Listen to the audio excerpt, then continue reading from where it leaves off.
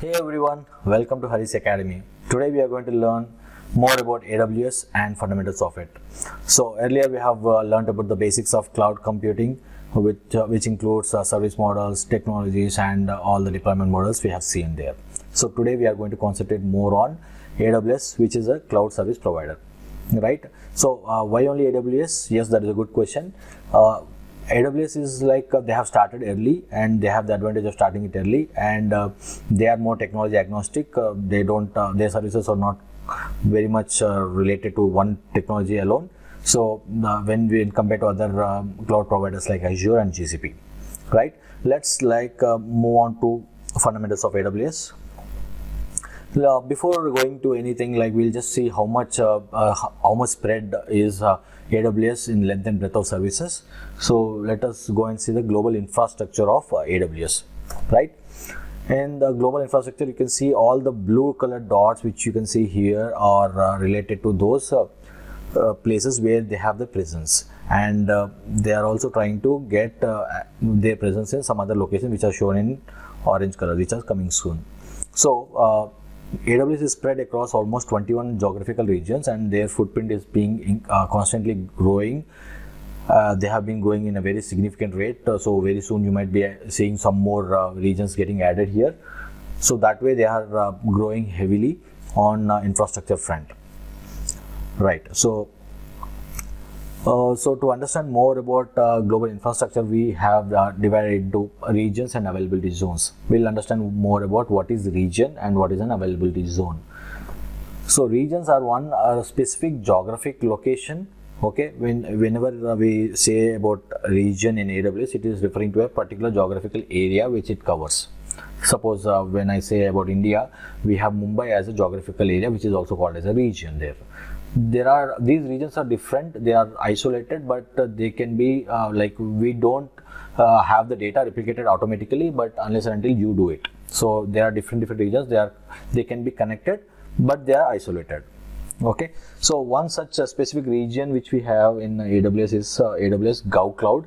This is specifically designed for US government agencies and customers, because they wanted to handle some specific sensitive workloads. I think we have discussed this same topic in our private cloud as well, where we have saying why the private cloud is required and all that, how to maintain the data security and all the sensitive data related, all the compliant related data, we have to store it in particular private cloud. So that is one example of private cloud, as well as this region is very, very specific to US government agencies. Okay, and it is present in US West region. So regions would be represented in this way, or the country name and then which location it is, right? Now let's move on to availability zones. So availability zones are like the name itself says. When I say availability, it is like the how much available is your data, right? And then this is also referring to actual data center. This is where your actual data is getting stored, right? And the naming convention, it is like a subset of a region. You can see the diagram here. It shows this entire box is a region, and we have multiple availability zones in that particular region. Usually we prefer to go for more than two or three availability zones in one particular region to have a better understanding. We'll go in detail of why we need more than two availability zones in a particular region, right? So the naming convention, how it looks like for an availability zone is like the region name. When we say a region name is suppose US-East, then our availability zones would be represented as US-East-1A, which is first availability zone, 1B second availability zone, 1C third availability zone, or 2A, 2 is nothing but again second availability zone, right? So that way they are represented. This ABC will be showing up like how many availability zones are there in that particular region, right? So availability here again, this is like the services and everything is operational round the clock. That is what we call it as availability. Like when I ask a question like, can I access my data now? If you get an answer as yes, that means your data is available 24/7. Okay, so why region selection is very important here, right? And how to choose a right region. These are all important points which we have to take care, right? First thing, if you can see the diagram here which says like from in North Virginia the cost is this much, and when you come down to Sao Paulo the cost is increasing like almost 56%, right? The increase in the percentage of this because it depends on the region, and then everything will be like depends on the region, everything will be taken care, like the hardware cost and the maintenance cost and all, everything will be changed. So based on that itself, we can see like for calculating a cost of 5 C5 large. C5 large is one more like we'll just look into more details after we create instances in EC2. So C5 large is one such instance. If we have 5 C5 large instances with 20 GB GP2 memory, and then EBS storage is again one more service which we are going to discuss in detail. So with this configuration, if I want to go with the North Virginia region, how much cost it would be, and when I come to Sao Paulo, it comes around this much. So you can see there is a huge increase in the region. That is the reason it is very important for us to select a proper region. And while selecting a region, we have to think of few things like this is very important for the business, because they'll have to choose we'll have to choose a region which has at least 3 availability zones. So why I am saying 3 availability zones are very important here, because whenever there is a disaster, if I have the data only on one availability zone, that is going to be a issue. And if because of the natural disaster or any natural calamity, because of that my data would have been lost. So minimum 3 availability zones is what we have to look at whenever we are choosing a region. And then highly availability, I told you just now, like to say your data is highly available, like it should be available 24/7, and the ratio of downtime should be very less, right? And Amazon provides 99.9 6 times 9 availability percentage, right? So that is the level of availability which we have it in. It's like very minimal downtime in AWS. And then we are also looking at security and compliance requirements. Just now we have said like we have GovClouds where compliance requirements for the data and all the taken care, and all the security related issues we have to be very sure like all the security is taken care properly, and based like few restrictions would be there in a few countries, like the data should reside only in that particular region and all, right? So that way we'll have to select the proper region. This is very important, right? And also effective pricing, as I told you already, like in North Virginia, if you are trying to create a server or try to maintain this configuration, it will charge you very less. When you go till Sao Paulo, it will be costing you almost 56% more than what we are charging for North Virginia. So that is also very important. Cost is very important factor whenever we are trying to select a region for the client. And then the client location and latency. Latency is one very important term. Like latency is like, suppose when I'm trying to send a request from client system to server and the response it is coming, so the time taken to travel from client location to server location and the response from server to client back, this is the total amount of time is called as latency, right?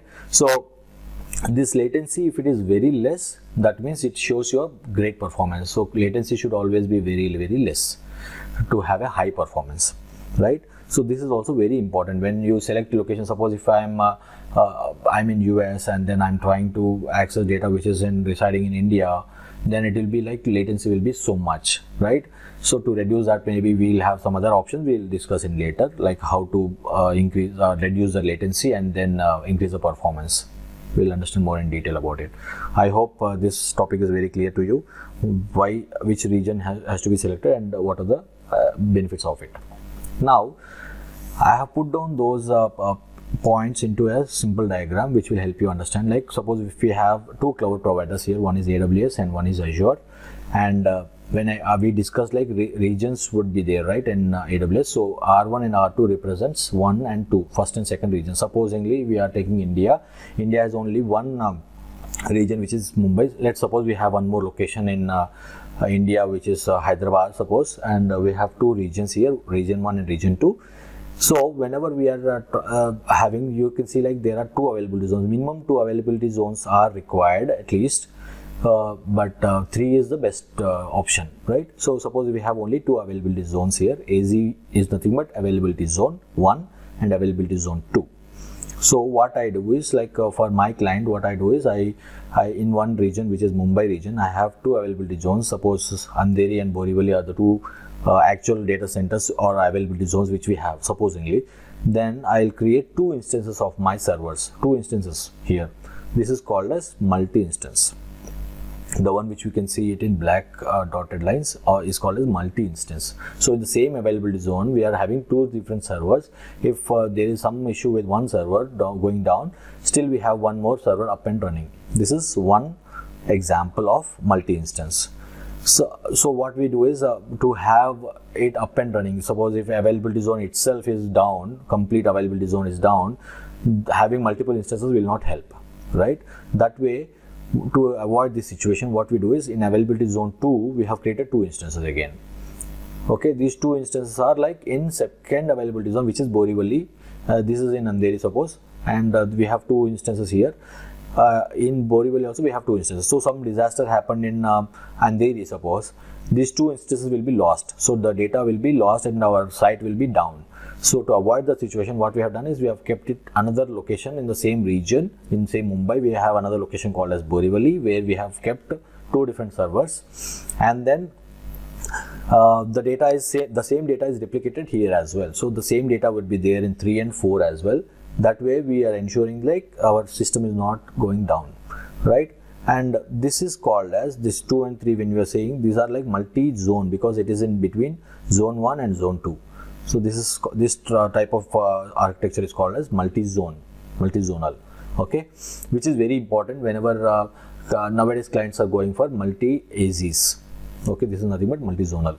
Now I can see like the entire region might go down sometimes, right? So in that case, what I'll do is I'll have one more region in another location. Probably in India we have only one, but supposingly if we have another location in Hyderabad, and we are trying to have two AZs in that. One is in suppose one is in High Tech City and one is in Gachibowli.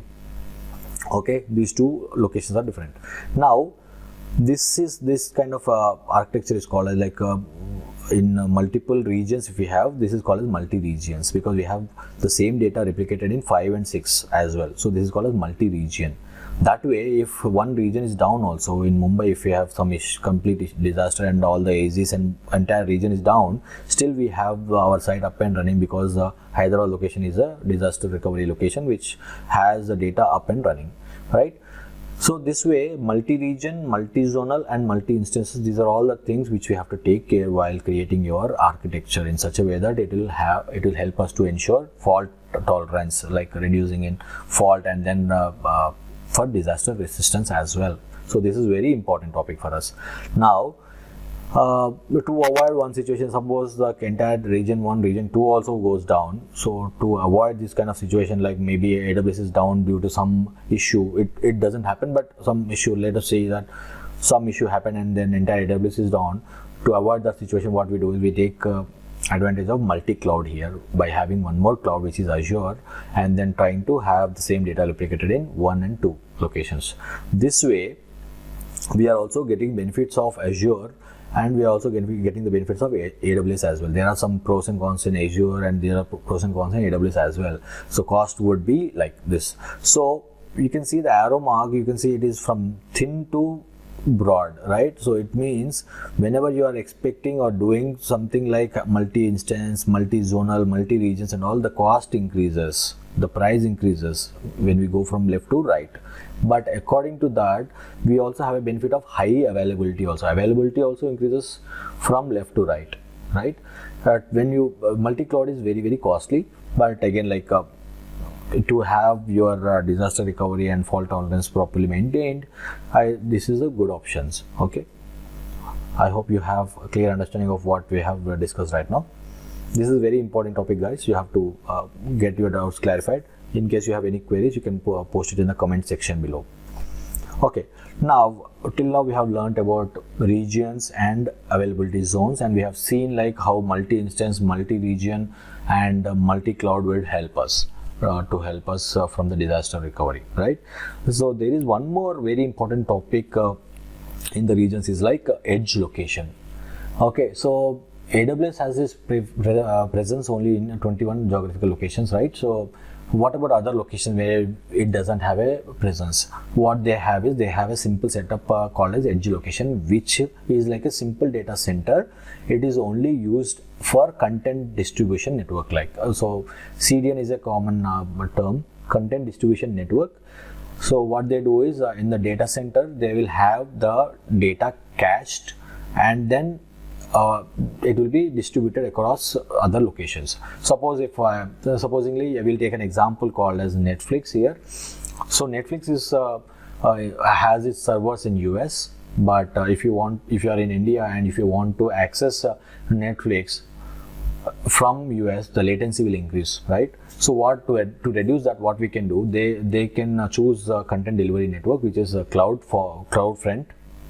This is a service called CloudFront in AWS, which helps us provide CDN type of help, right? So what they do, they set up their CDN network, and then they used to pay like services for what they are, how much data they are transferring to CDN. So that is based on the pricing and all. We can discuss it later. Now the main concept here is like when someone from India is trying to access some series in Netflix, if it is the first request, what happens is like it will go to this US server and then cache it to the nearby location, which is in India. If they have a edge location in India, it will be cached to that nearby location, and from there you will be able to see that. And if some other user also is trying to access the same content, now it will not go to the server, but it will go to that edge location where the data is already cached, and then from there it will be telecasted. So that way your latency will be reduced. So multiple users sending the same, asking for the same data, that will be already cached in edge location, which is just for storing the data. Guys, this is not for any computing. No computation gets done here in edge location. It is only for caching the data, storing the data. It's a separate caching mechanism only. Okay, it doesn't have compute facility. Now this edge location will be able to help us to reduce the latency. Okay, the less the latency, the more the performance, the higher the performance. So we have almost 205 edge locations globally in India, in total globe, and in 84 cities across 42 countries. So this is the level of reach they have for all the edge locations. Okay, I hope you are clear with this topic.